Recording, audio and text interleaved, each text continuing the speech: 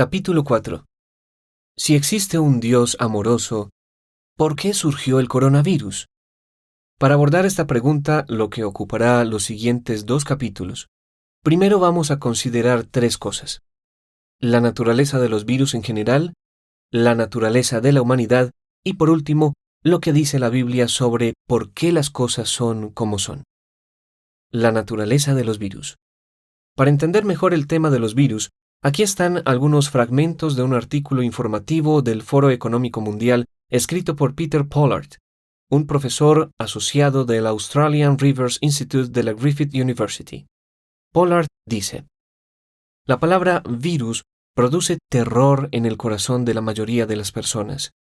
Evoca imágenes de la gripe, el VIH, la fiebre amarilla o el virus del ébola. Por supuesto que estos virus nos preocupan, nos traen enfermedad y a veces una muerte terriblemente dolorosa. Sin embargo, los 21 tipos de virus que causan estragos en el cuerpo humano representan una fracción insignificante de los 100 millones de virus que existen en la Tierra. La mayoría de los virus en realidad son vitales para nuestra existencia. La enorme cantidad de estos virus buenos es impresionante.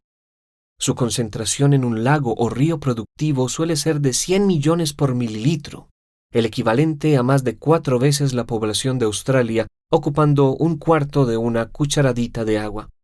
Los virus no son organismos vivos, son simplemente fragmentos minúsculos de material genético, ADN o ARN, cubiertos de proteína, que se comportan como parásitos. Se adhieren a otra célula, huésped, inyectan su material genético y se reproducen usando las vías metabólicas de las células huésped. Luego, los nuevos virus se separan de la célula explota, lisis, liberando cientos de virus. La combinación de un alto crecimiento bacteriano junto con la infección viral es lo que mantiene funcionando a los ecosistemas. Por lo tanto, los virus son una parte crucial del reciclaje de nutrientes inorgánicos. Aunque son diminutos y parecen insignificantes, los virus realmente tienen un papel global fundamental en el reciclaje de los nutrientes a través de las cadenas alimenticias. Apenas estamos comenzando a apreciar el alcance de su impacto positivo para nuestra supervivencia. Hay algo que es muy cierto. Los virus son los más pequeños entre nuestros héroes no reconocidos. De igual forma, en un artículo titulado «Los virus merecen una mejor reputación», la ecologista vírica de Pennsylvania State University, Marlene Rosenick, dice que los virus son esenciales para la vida y que, como mucho, solo el 1%, una estimación elevada, son patógenos, es decir, dañinos para sus huéspedes.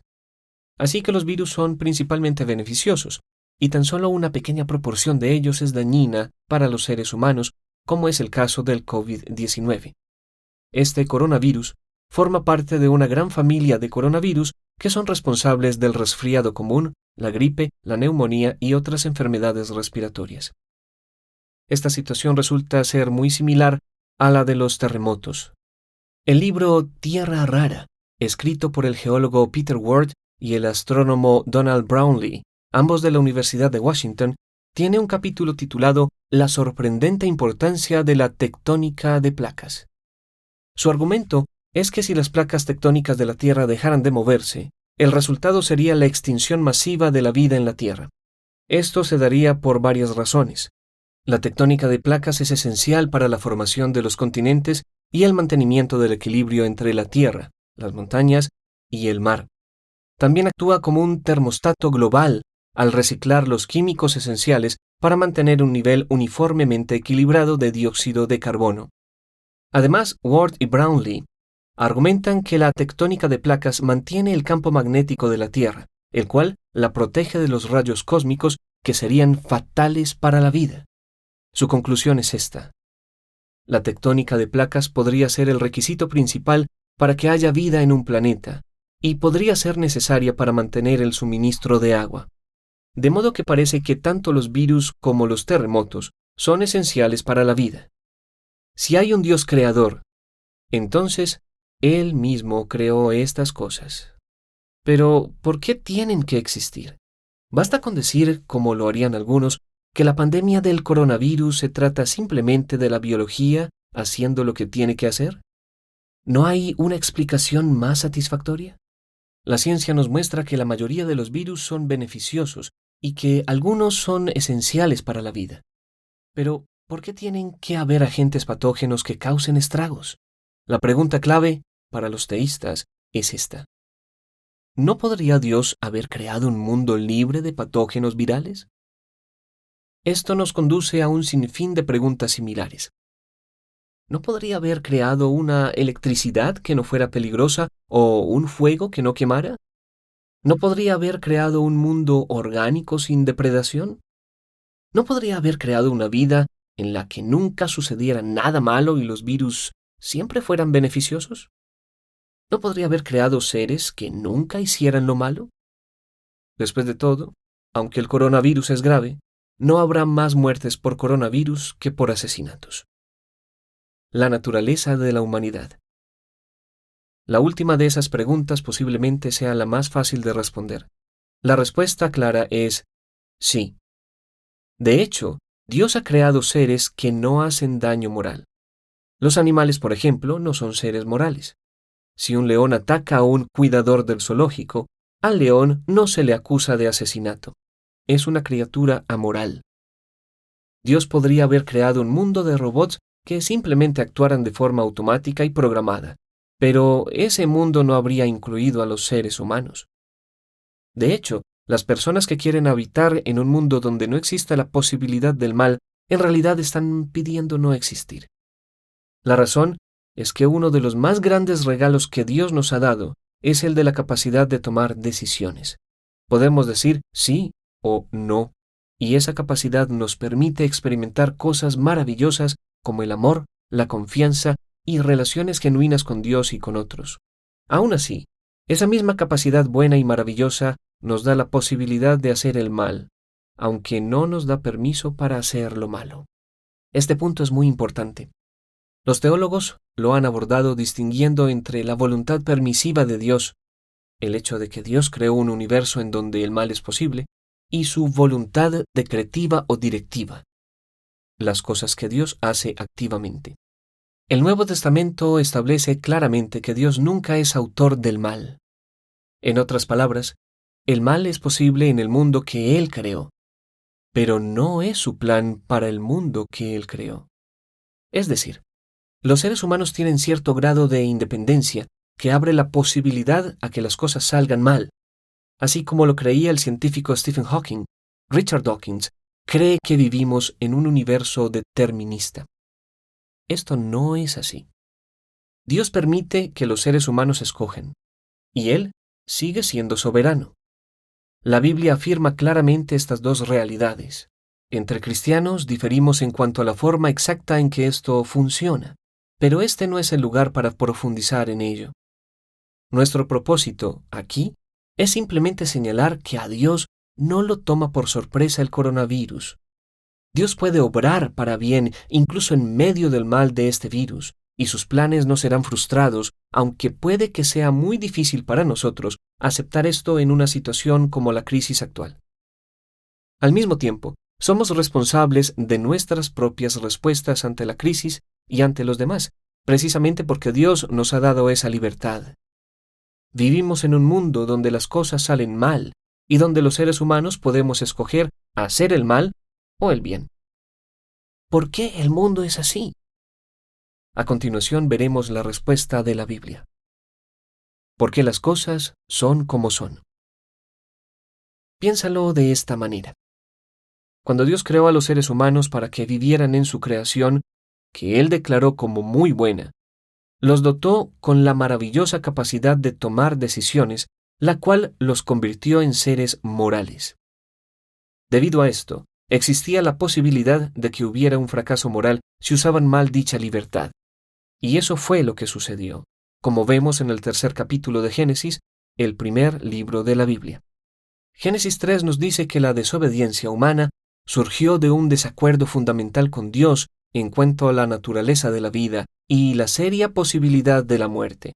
Dios había advertido explícitamente a los primeros seres humanos, Adán y Eva, que si comían el fruto del árbol del conocimiento del bien y del mal, el cual les había dicho que estaba prohibido, en otras palabras, si actuaban en desobediencia absoluta e independencia de él, ciertamente morirían. Génesis 2:17.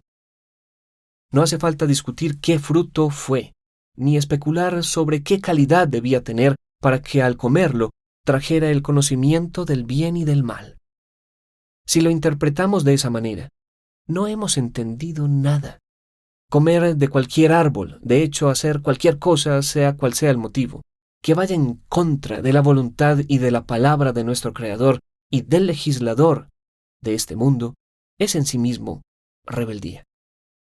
Es un estado mental que pone la voluntad de la criatura contra la del Creador, que deja al Creador de lado y pone a la criatura en el centro con la búsqueda de sus propios intereses egoístas y su interpretación propia de la vida. Esta es, en principio, la definición de pecado.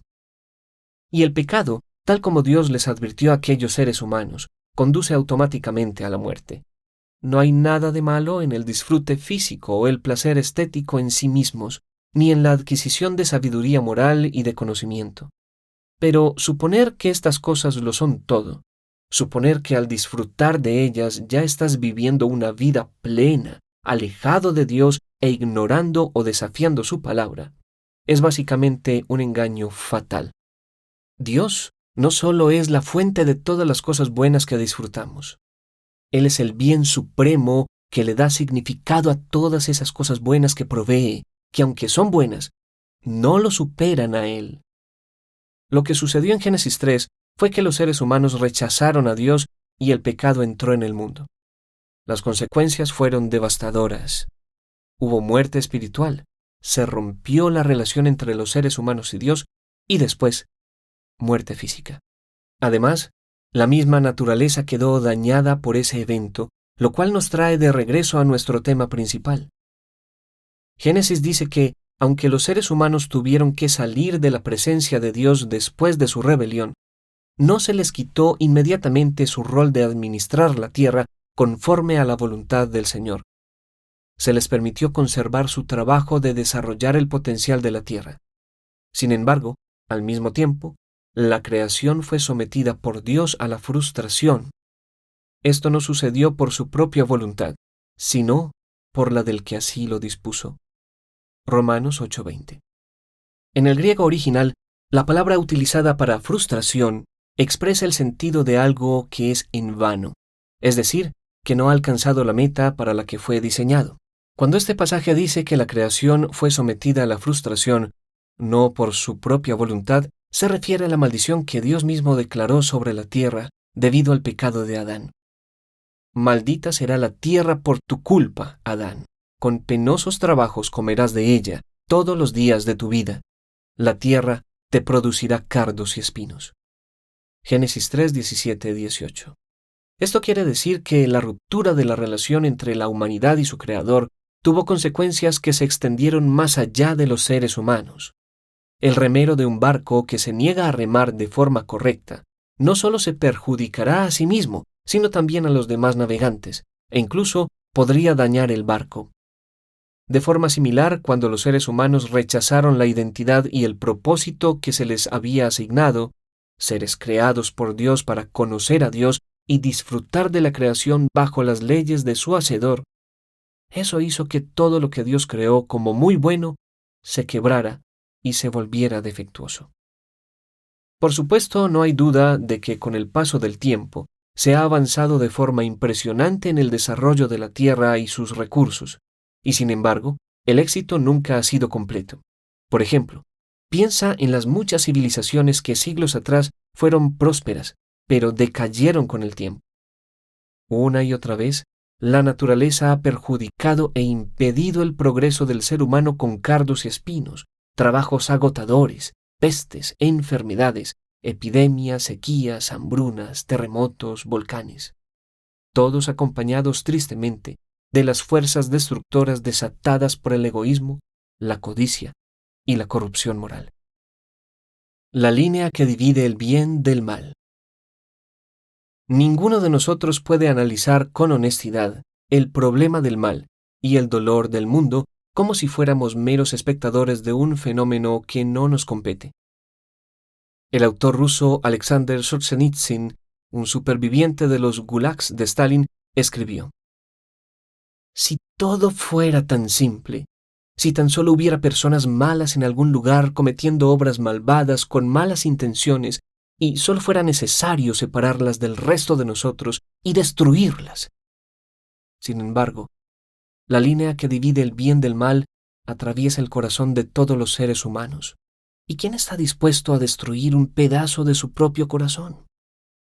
En el transcurso de la vida, esta línea sigue cambiando de lugar en cada corazón. A veces se va hacia un lado por causa de un mal exuberante, y a veces se mueve y deja suficiente espacio para que florezca el bien.